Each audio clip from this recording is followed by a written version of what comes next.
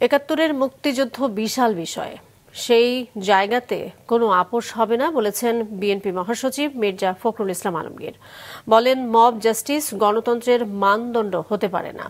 জাতীয় প্রেসক্লাবে মুক্ত গণমাধ্যম দিবসের আলোচনা সভায় বক্তব্য রাখেন বিএনপি মহাসচিব। তিনি আরও বলেন, কোন সংবাদ গোষ্ঠী আরেকটা গোষ্ঠীকে আক্রমণ করে সেটি আসলে কতটুকু গণতন্ত্রকে সাহায্য করে সেটি বোধগম্য নয়। বিএনপি বিশ্বাস করে অন্যের বিশ্বাস স্বাধীনতাকে সম্মান করা, কখনোই অন্যায়ভাবে অন্যের মতকে চাপিয়ে দেওয়া সমর্থন করি না। বলেন, নিশ্চয়তা দিতে পারি সংবাদ মাধ্যমের স্বাধীনতা বিএনপির ৩১ দফার মধ্যে আছে।